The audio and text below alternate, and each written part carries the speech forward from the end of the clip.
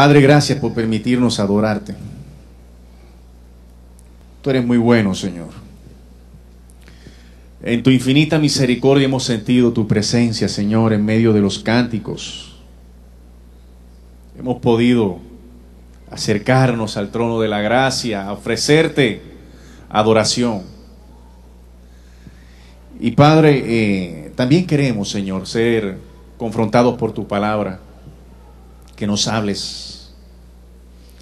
Queremos, Señor, recibir instrucción tuya, Padre. No tendría sentido, no tendría ningún sentido, Padre, esta reunión si tu palabra no nos habla.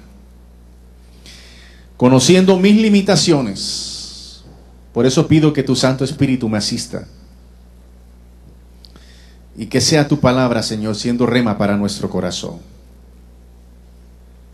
Amén y amén. Las riquezas de las crisis. Pregunto, ¿qué es una crisis? Escucho respuesta. ¿Qué es una crisis? Dificultades, ¿qué más? Situaciones difíciles, supongo. ¿Qué más? Tribulación, ¿qué más? Problemas. Pero sabe que también cambios, en un sentido en la vía, vamos acostumbrados a una vía y de pronto buscamos otra, puede generar una crisis. Entonces, crisis es todo aquello que nos genera incertidumbre, que no podemos manejar en el momento, que no estamos tan acostumbrados a manejar, o hay crisis más profundas que también tienen que ver con decisiones trascendentales para la vida. Pero ¿cómo manejamos las crisis o cómo salimos de la crisis? Tiene mucho que ver con las decisiones que tomemos precisamente en la crisis.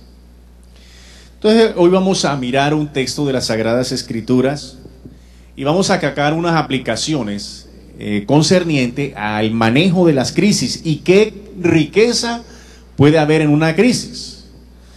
Porque si yo hiciera la pregunta, y espero que me respondan con sinceridad, levántenme la mano los que les gustan las crisis, vivir en crisis, levántenme la mano. Nadie la va a levantar, obviamente, ¿no? Pero quizás al final del sermón usted dice, bueno, pero hay algo bueno en la crisis, ¿no? Debe haber algo bueno, porque si Dios lo permite. Y pensar también que somos inmunes a las crisis, pues también es un error, ¿no? Pensar que porque somos cristianos, porque vivimos en integridad, no vamos a tener crisis, esa teología no va con nosotros. Hay una promesa que el Señor te dejó en las Sagradas Escrituras, y que esa promesa, aunque tú no la reclames, se va a cumplir en tu vida. Y la promesa es, en este mundo, pare de contar. Pero menos mal que el versículo no termina ahí. Confiad porque yo... Bueno, entonces vamos a un texto de la Sagrada Escritura en el Antiguo Testamento. Vamos al libro de Éxodo, capítulo 15. Vamos a mirar cómo un pueblo y cómo el líder manejaron las crisis y qué podemos aprender nosotros hoy.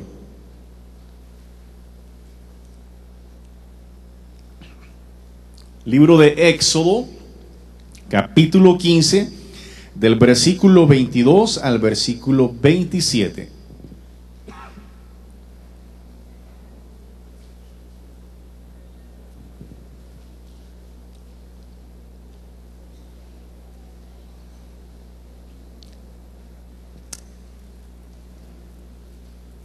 ¿Están todos conmigo? Bueno, voy a leer en voz alta. Dice así la palabra del Señor. E hizo Moisés que partiese Israel desde ¿dónde? Allá atrás están conmigo. ¿Desde dónde iba a partir Israel? Tengan en cuenta esos detallitos. Ojo, ¿de dónde iban a salir ellos? Del Mar Rojo. Y salieron al desierto de Shur y anduvieron 3 días por el desierto sin hallar qué cosa. ¿Y qué es lo que uno más necesita en el desierto? ¿Pero qué fue lo que no hallaron? Ok. Y llegaron a Mara y no pudieron beber las aguas de Mara porque eran amargas. Por eso le pusieron el nombre de Mara. Ojo, en hebreo la palabra Mara significa amargura. Entonces el pueblo murmuró contra Moisés y dijo: ¿qué hemos de beber? Y Moisés clamó a Jehová, y Jehová le mostró un árbol y lo echó en las aguas, y las aguas se endulzaron. Allí les dio estatutos y ordenanzas, y allí los probó. Y dijo: si oyeres atentamente la voz de Jehová tu Dios, e hicieres lo recto delante de sus ojos, y dieres oído a sus mandamientos, y guardares todos sus estatutos, ninguna enfermedad de las que envía a los egipcios te enviaré a ti, porque yo soy Jehová tu sanador. Y llegaron a Elim, donde había 12 fuentes de agua y 70 palmeras, y acamparon allí junto a las aguas. El hecho histórico que aquí aparece registrado en el libro de Éxodo es cómo un pueblo manejó las crisis, pero para poder entender por qué esa situación generó una crisis, tenemos que mirar todo el contexto inmediato de este texto, es decir, tenemos que mirar a qué estaban acostumbrados ellos.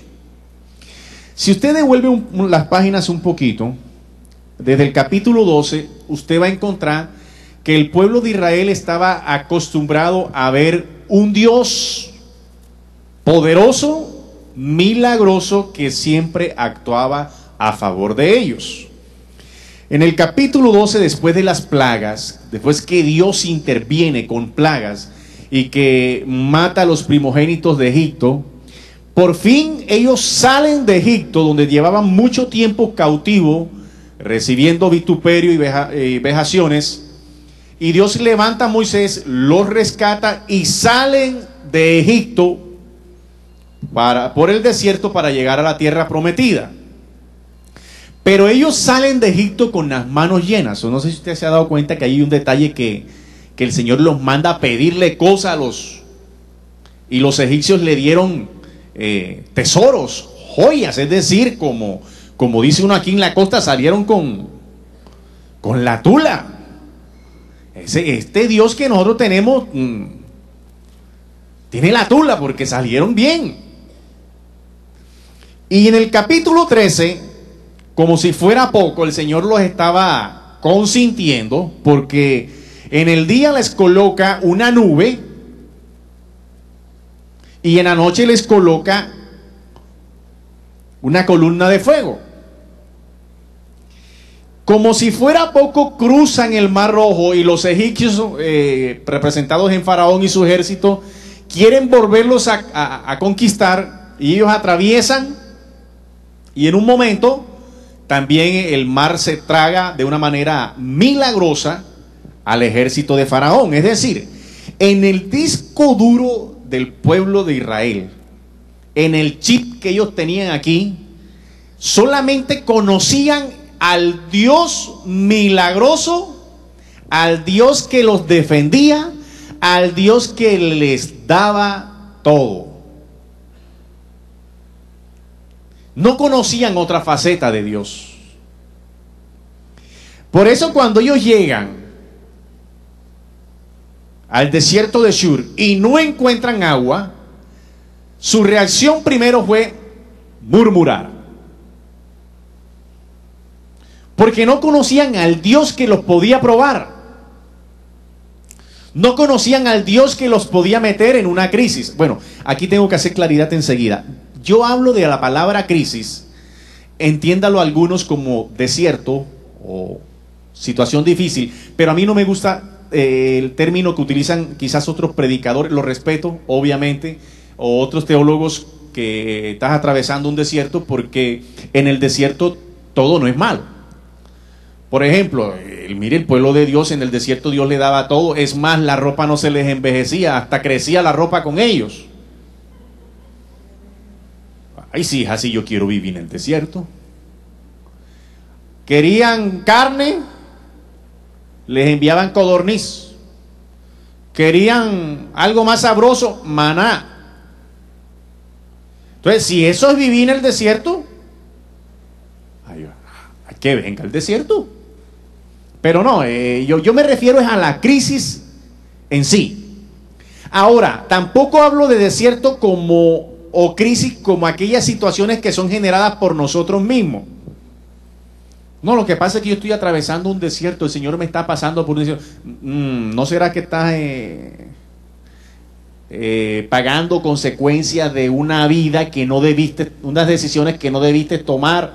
O el otro que está cundido en el pecado y diciendo, ay, estoy en el desierto. No, eso no es ningún desierto, estás pagando consecuencias. Arrepiéntete rápido a ver si sales de eso.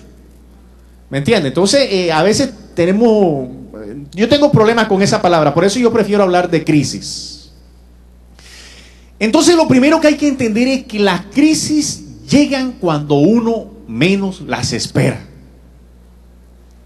Y que este pueblo estaba acostumbrado a ver a Dios como el Dios cajero automático.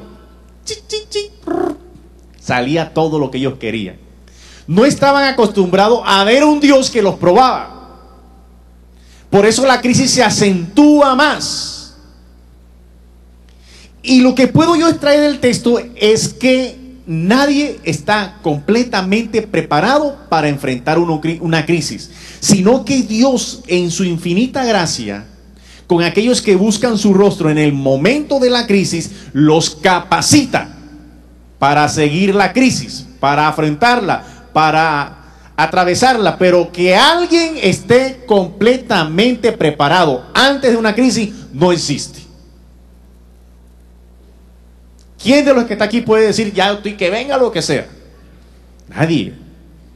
Claro está que uno a veces, por el estado emocional y el estado de búsqueda, hay días que uno se siente como un Superman evangélico, ¿sí o no? ¿Dónde está el diablo? ¿Dónde está? Que me salga a ver qué es lo que es. Uno es atrevido. ¿Dónde está el diablo?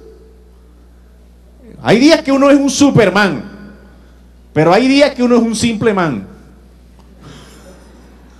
Ay, el diablo me la tiene montada. Ay, el diablo. Pero nadie está preparado para una crisis. De hecho, yo le contaba a mis hermanos esta mañana que en consejería con algunas parejas me ha pasado como 6 veces el mismo caso. Me decían, pastor, nosotros nos casamos, llevábamos años orando por el bebé. Años, Señor, permite que quede embarazada y nada. Permite que quede embarazada y nada. Y el día que le entregan la prueba de embarazo que sale positiva, ese día echaron a fulanito del trabajo. Preciso, el día que uno más necesita tener seguridad en el trabajo, ese día lo echaron. Y yo no sé, Dios a veces como que hace chistes. Claro que esos chistes de Dios son duros. Con uno le zarandea al piso, se lo mueve. Cuando uno más necesita tener seguridad de algo, viene y le mueve el piso y queda uno como que, ay Señor, deja de estar jugando así. Juega pasito, por favor. Y queda uno en una crisis. Pero, ¿qué podemos aprender nosotros de la crisis? ¿Qué podemos extraer? ¿Qué bueno podemos tener en medio de la crisis? Lo primero que me enseña el texto es que en medio de la crisis Dios te da dirección específica. Dios no te abandona, sino que te da una dirección específica. Mire lo que dice el versículo 25. Y Moisés clamó a Jehová, y Jehová le mostró un árbol individualizado, una dirección específica. Supongo que pudo haber muchos árboles, pero el Señor no le dijo, mira los árboles que hay, agarra el primero que te parezca y córtalo y échalo al pozo. No, le mostró ¿cuál? Uno. Dirección específica. Pero para yo recibir esa dirección específica de Dios, también tengo que ver la actitud que tomó Moisés. Mire que aquí aparecen representadas las dos actitudes, la del pueblo que es inmaduro y la del hombre de Dios que es Moisés, que ya es un hombre maduro. Dice el texto 23, y llegaron a Mara y no pudieron beber las aguas porque eran amargas, por eso le pusieron nombre Mara. 24, entonces el pueblo murmuró contra Moisés.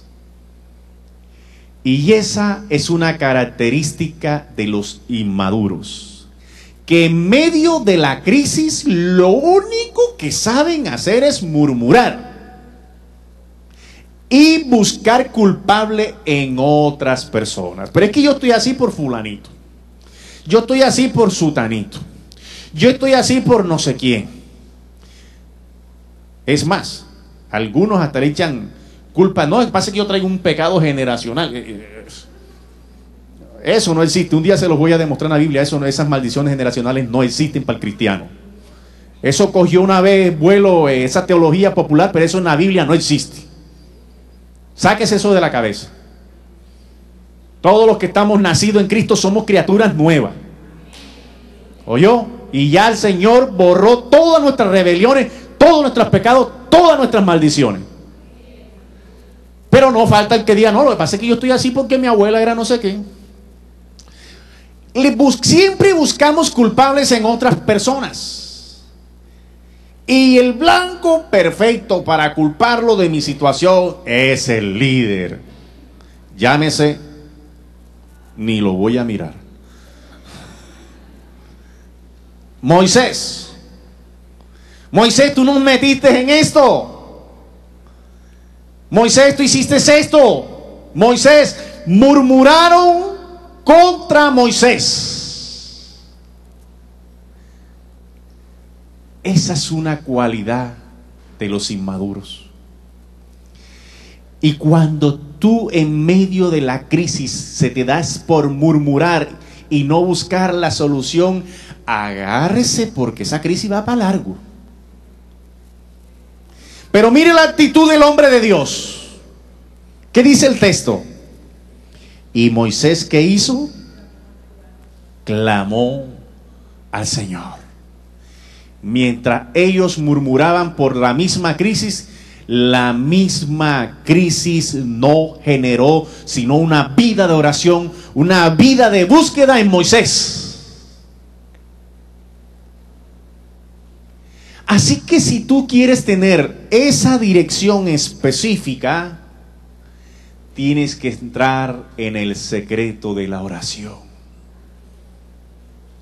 Señor, estoy en la crisis, mira a ver cómo es que me vas a hablar.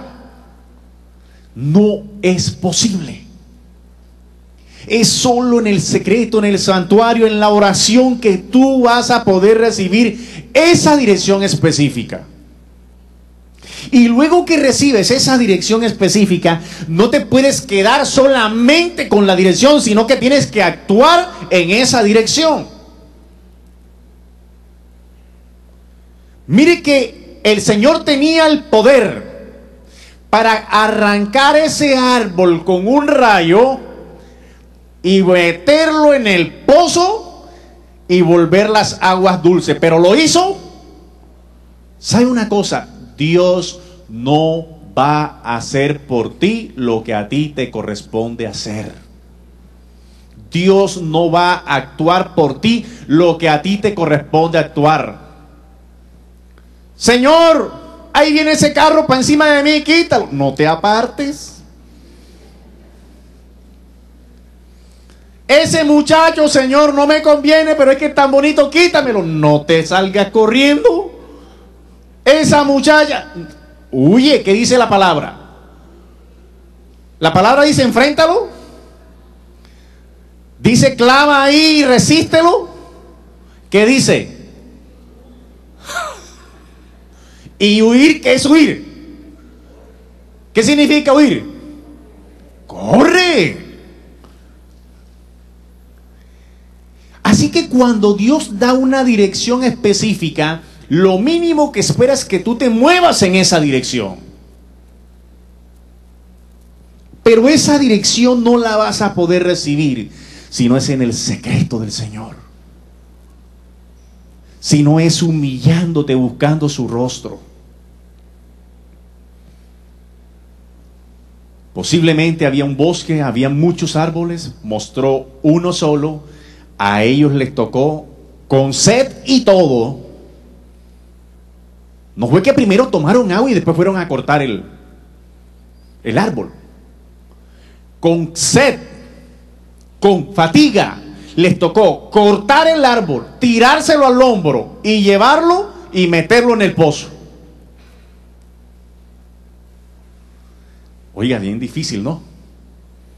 Porque nosotros a veces esperamos que el Señor actúe es milagrosamente y que como sácame de esto para yo poder hacer aquello. No, es que desde allí te va a tocar hacerlo.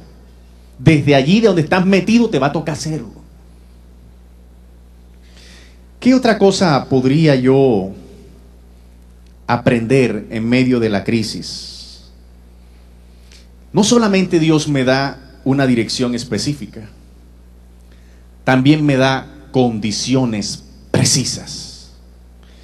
Dice el texto, versículo 25, y Moisés clamó a Jehová, y Jehová le mostró un árbol, y lo echó en las aguas, y las aguas se endulzaron. Allí les dio estatutos y ordenanzas, y allí los probó.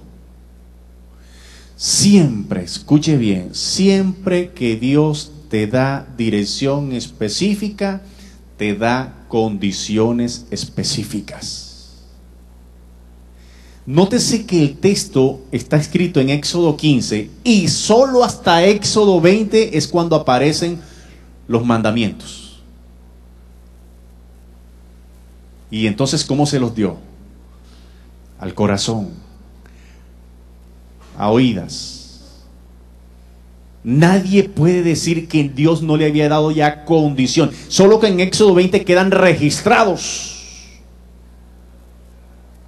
Así que las condiciones de Dios tienen que ver con cambio de actitud, con cambio de mentalidad, con cambio de hábitos pecaminosos. Y dice el texto que allí los probó Dios. Y ahí la palabra probar significa un examen pormenorizado. Haga cuenta, no un parcial ni un quiz. Les hizo el final.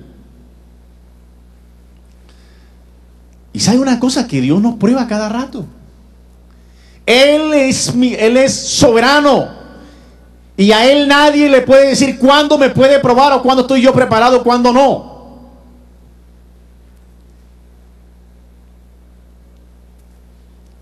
Los probó. Los probó con base en los estatutos y las ordenanzas que les dio. Y saben una cosa que nosotros muchas veces olvidamos, lo que ya Dios nos ha dado. Y hay ordenanza, hay estatutos que ya fueron preestablecidos, que son para cumplimiento eterno, como por ejemplo Josué 1:9, que dice: nunca se apartará de tu boca este libro de la ley, que más dice, sino que de día y de noche meditarás en él, para que guardas y hagas conforme todo lo que en él está escrito. Entonces harás prosperar tu camino y todo te saldrá bien. Siempre que Dios te está dando una dirección específica, te está dando condiciones precisas. En Lucas 11, versículo 9, yo os digo, pedid y se os dará. Buscad y hallaréis. Llamad y se os abrirá. Porque todo aquel que pide recibe, y el que busca halla, y el que llama se le abrirá. Así que yo no sé. Yo le decía al pastor esta mañana y a los hermanos, bueno, yo no sé por qué Dios me puso a hablar de esto hoy.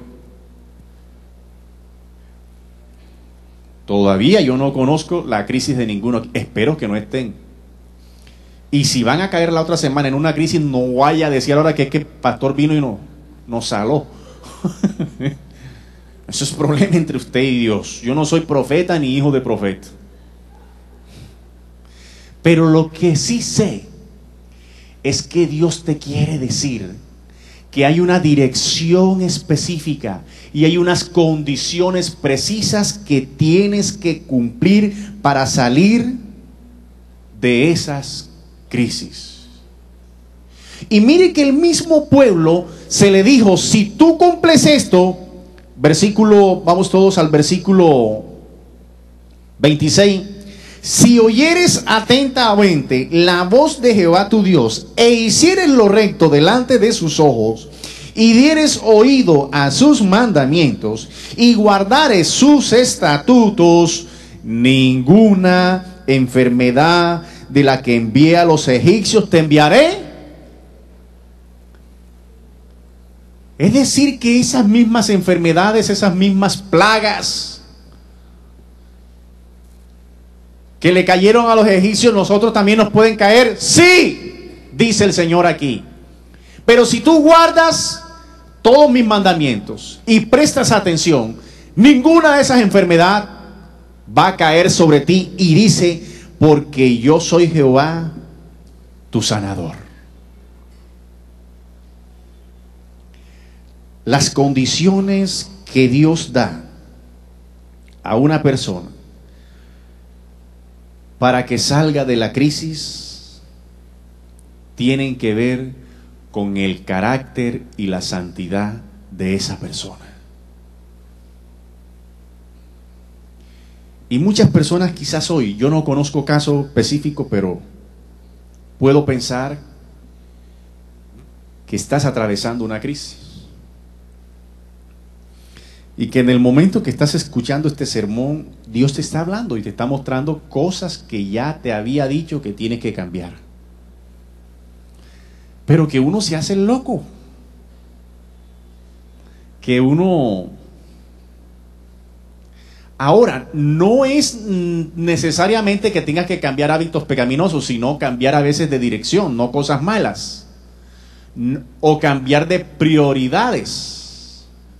O cambiar de pensamiento, o cambiar de estructura mental.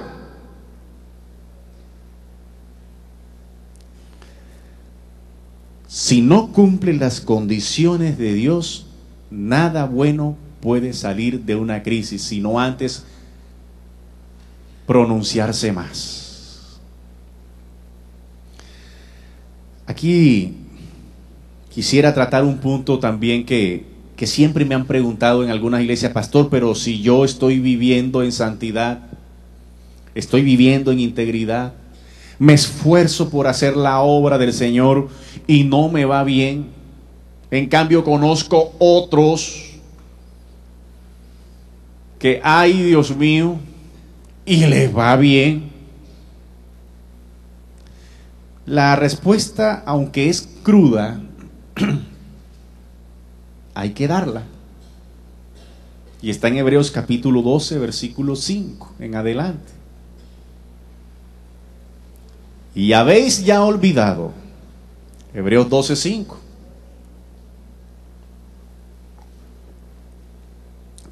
Y habréis ya olvidado la exhortación que como a hijos se os dirige, diciendo: hijo mío, no menosprecies la disciplina del Señor, ni desmayes cuando eres reprendido por Él. Porque el Señor al que ama, Dios os trata como a hijos. Porque ¿qué hijo es aquel a quien el Padre no disciplina? Pero si se os deja sin disciplina, de la cual todos han sido participantes, entonces sois bastardo y no hijos. Así que si tú te portas mal y te está yendo bien, lo más seguro es que estás en el camino de los no hijos. Pero si tú eres un hijo, Dios te corrige. Uno no corrige al muchachito ajeno. Así que si a otro está haciendo lo malo, está viviendo una vida hipócrita, está viviendo una vida falsa, y le está yendo bien, déjalo. Porque Dios, a quien no es hijo, no lo va a corregir. Y mire que entender esto nos exime a nosotros de muchas culpas y también de mucha carga. Y inclusive una persona en la historia de la Biblia, quisiera invitarles al Salmo 73, que no entendía eso, y por no entender eso se iba metiendo en problemas más grandes. Salmo 73.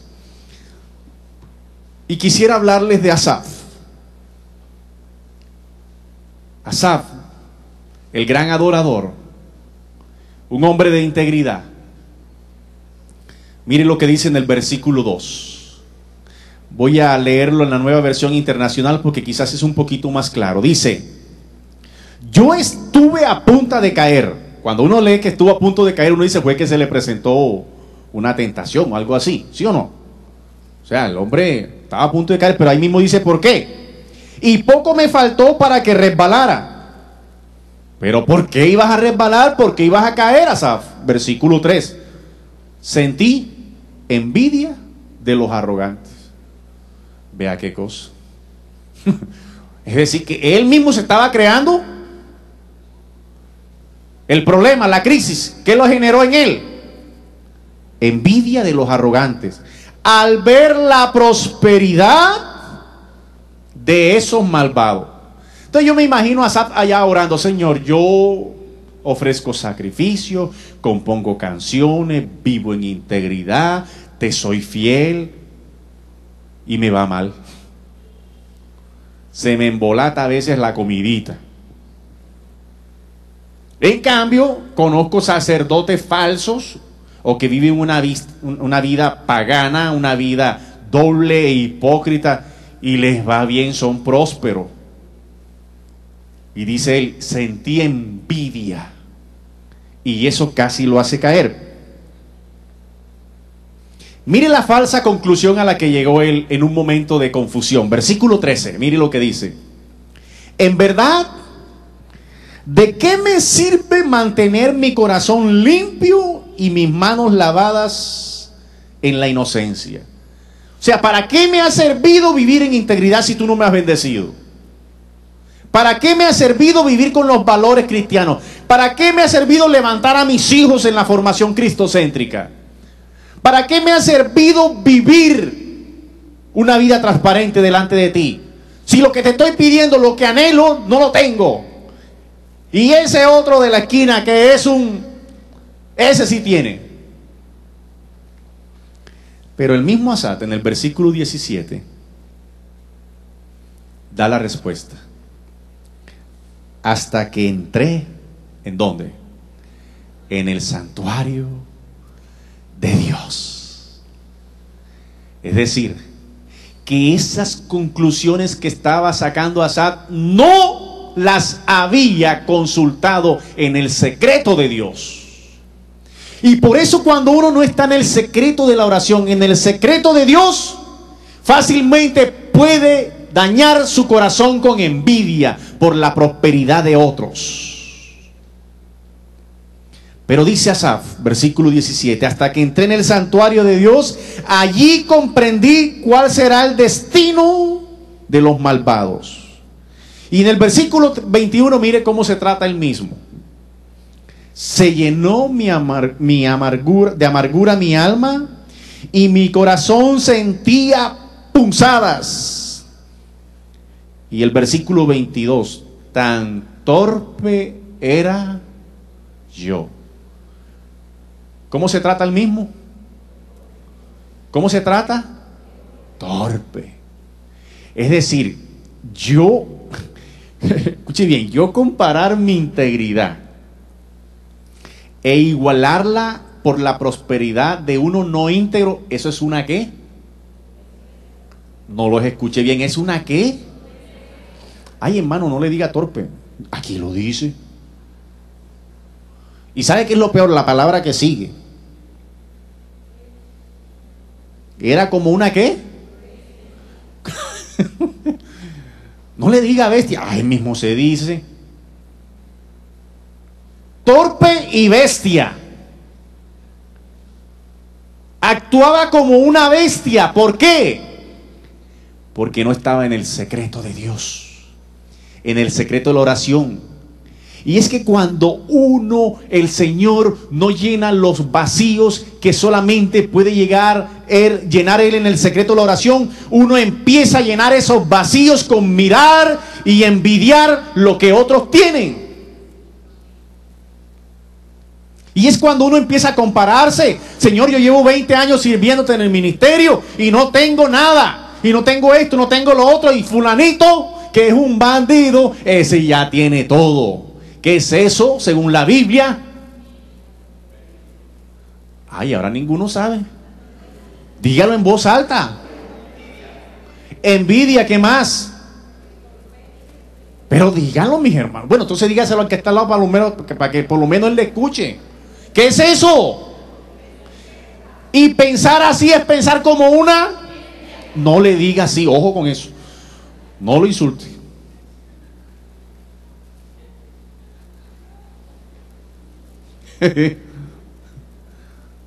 Oiga, la Biblia es tremenda, ¿no? Que conste que yo aquí no estoy insultando a nadie. ¿Qué más dice? Era como una bestia delante de ti, con todo yo siempre estuve contigo. Me tomaste de la mano derecha, me has guiado según tu consejo, y después me recibirás en gloria.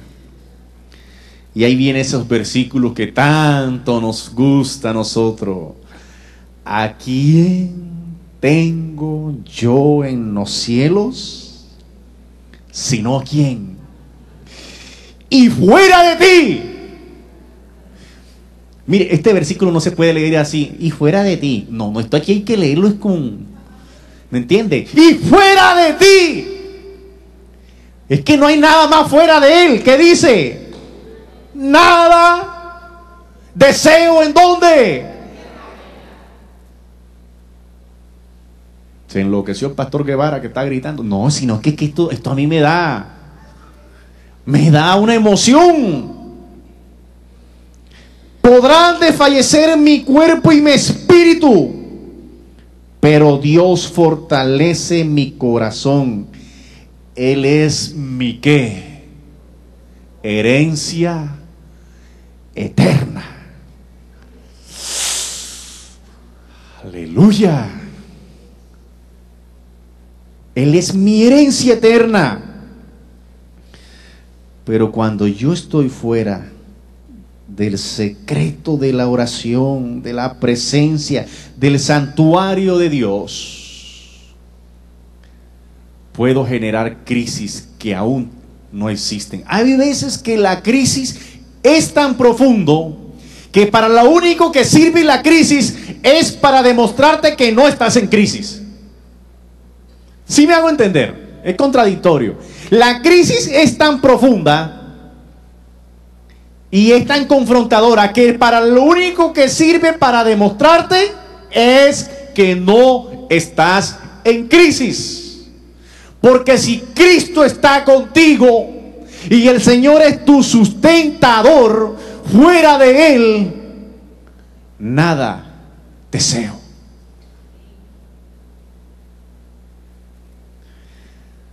Quien no se mantiene en el secreto de la oración, se le daña el corazón. Y me salió en versos.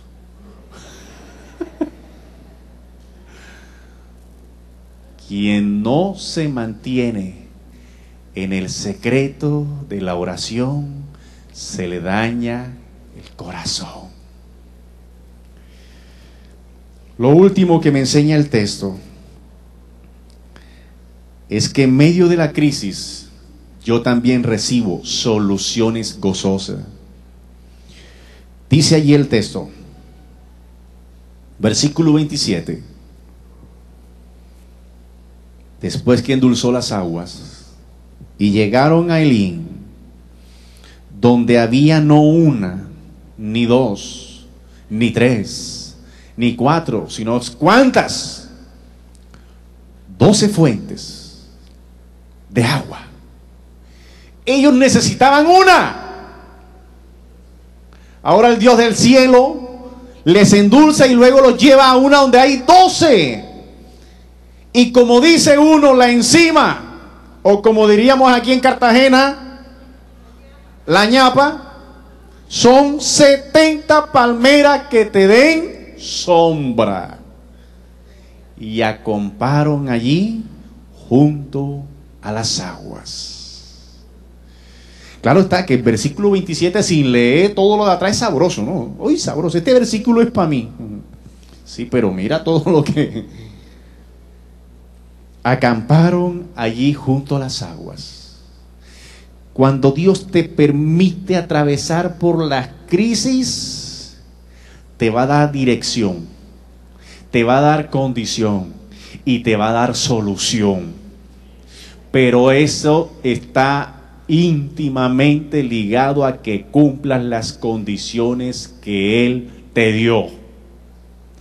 ¿Cuánto tiempo va a demorar la crisis? Depende de lo que tú te demores en cumplir las condiciones. Así que muchos de nosotros podemos estar atravesando momentos de crisis aparentemente profunda, pero ¿qué podemos sacar de la crisis? Y las crisis que más golpean son aquellas que son de tipo familiar. Pues las crisis financieras a veces finalmente uno tiene la concepción de que las atraviesa, pero cuando el problema es familiar y uno no ve la solución. Pero aquí el Señor hoy nos está diciendo, no importa cuál sea tu crisis, emocional, sentimental, mira la dirección que Él te está dando. Tú sabes cuál es, yo no sé cuál es. Pero también mira la condición que te está poniendo, si cumples esto. Y también hoy te está diciendo, esta será la solución. Pero no hay solución sin condición. Y lastimosamente, si usted sigue leyendo el libro de Éxodo, se podrá dar cuenta que ellos atraviesan esta crisis y más adelante se volvieron a meter en otra. Como que no aprendían la lección.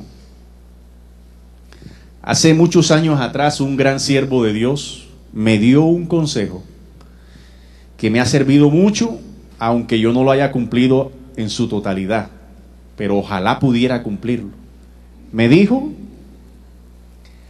aprende de los errores de los demás, porque tú no vas a vivir lo suficiente para cometerlos todos. Así que cuando otro se aporree y se estrelle, aprende. Ay, que nadie escarmienta por cabeza ajena. Sí. Ay, tendrás que ser muy bruto. O como dice aquí, entonces vamos a aprender de los errores de otro. Pero ya hablando un poquito más serio, mis hermanos, ¿qué quiere el Señor con nosotros? ¿Qué quiere contigo en particular? ¿Y qué quiere con la iglesia?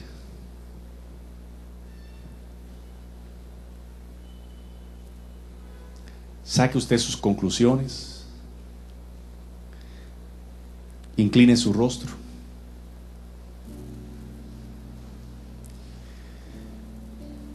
Y vamos a orar. Padre de los cielos, espero que se consulte aquí ya. Padre, aquí estamos, Señor.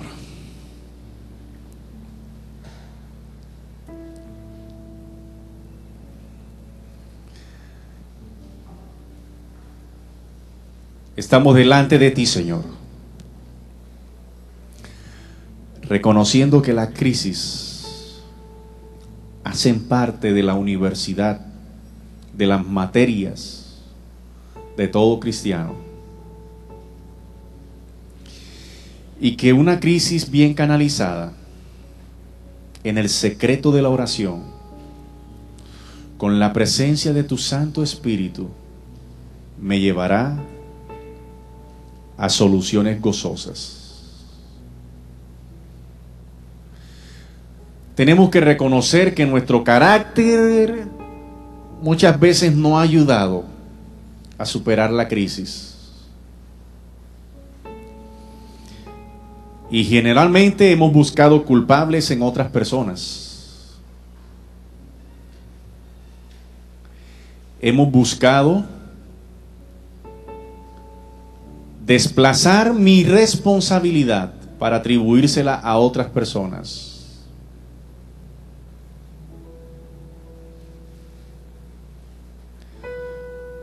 ¿Cuál es tu crisis? No sé si es financiera, económica, si es sentimental, emocional, familiar, laboral.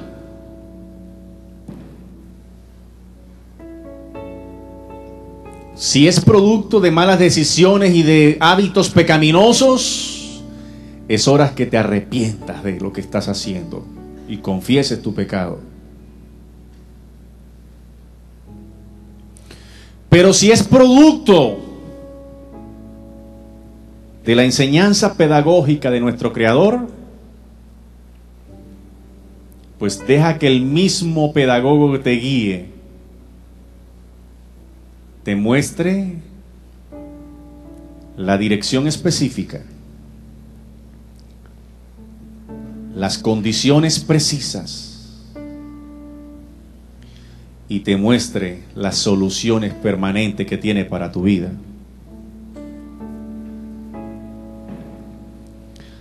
A muchos aquí el Señor les está hablando y le ha pedido cosas y saben que tienen que hacerlo, pero lo han aplazado.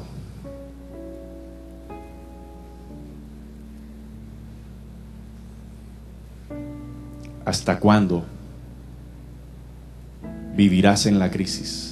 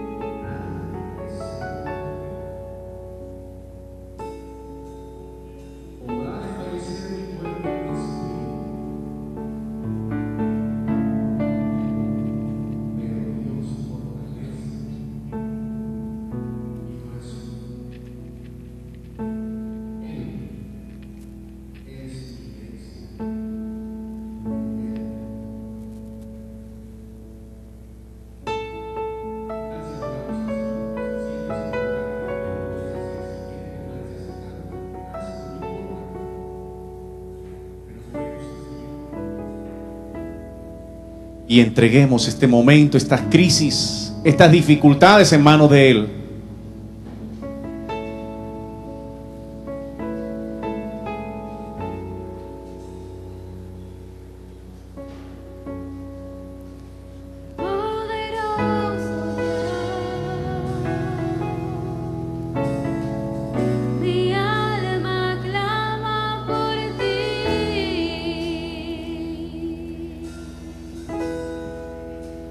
Poderoso Dios.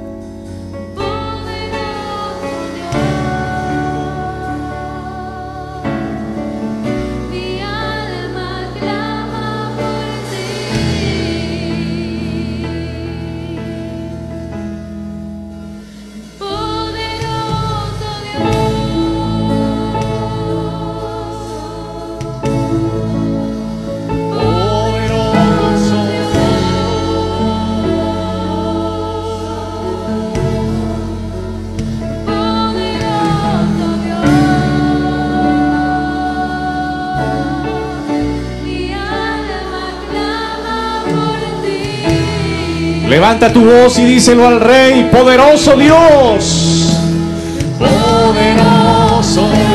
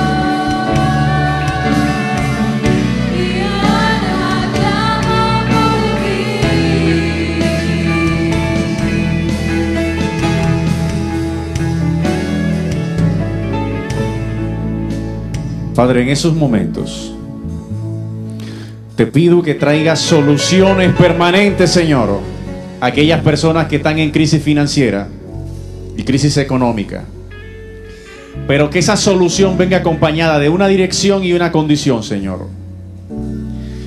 Pido también por aquellas personas que están atravesando crisis en la familia, con los hijos, con los hermanos, con los padres. Trae solución permanente, Señor, y trae condiciones. Trae dirección, Señor. Motívalos, impúlsalos a actuar en la dirección que tú quieres. Y te pedimos como iglesia, Señor, tu dirección, tu condición. Poderoso Dios, sigamos adorando al Rey. Poderoso Dios,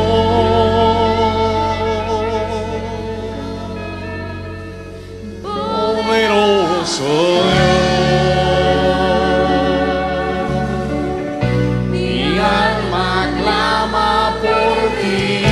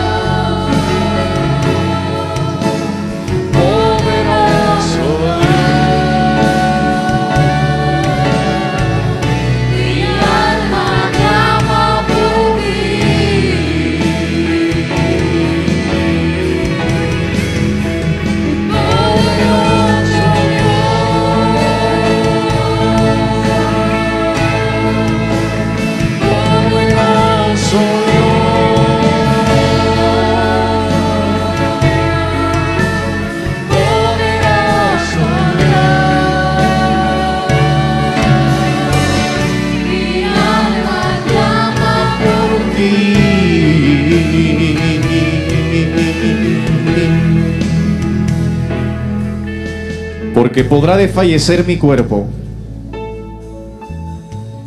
podrá desfallecer mi espíritu, Señor. Aparentemente se pueden cerrar muchas puertas, pero tú eres mi fortaleza. Tú eres mi herencia eterna. Y fuera de ti, nada deseo. Fuera de ti, Señor, nada deseo. Porque ¿a quién tengo yo en los cielos sino a ti? Aleluya, sigamos adorando al Señor.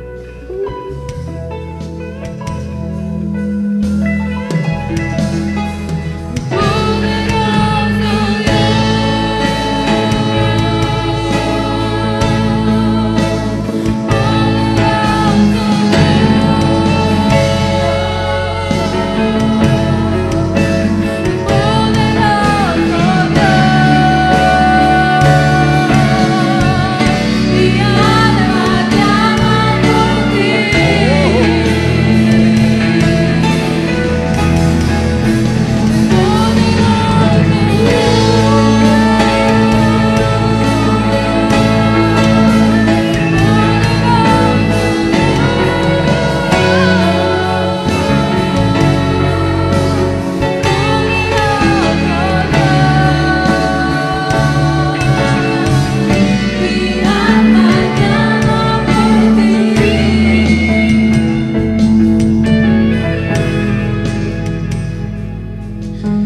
Sigamos adorando al Señor. Hay un momento muy bonito, hay un momento especial.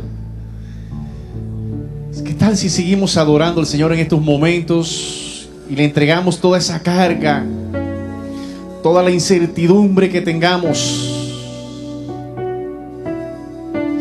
Porque un momento en la presencia de Él soluciona muchas crisis, como lo dijo Asaf: hasta que llegué a tu santuario, Señor, al secreto de la oración, y allí comprendí cuál era la solución. Por un momento en tu presencia, por un instante de tu amor, por un destello de tu gloria, por un minuto nada más, todo daría, no importaría lo que tenga que pasar, lo que tenga que esperar. Tengo hambre de ti, de tu presencia, de tu fragancia, de tu poder. Hambre que duele y que debilita, que desespera por ti. Hambre de ti, de tu presencia, de tu fragancia, de tu poder. Hambre que duele y que debilita, que desespera por ti.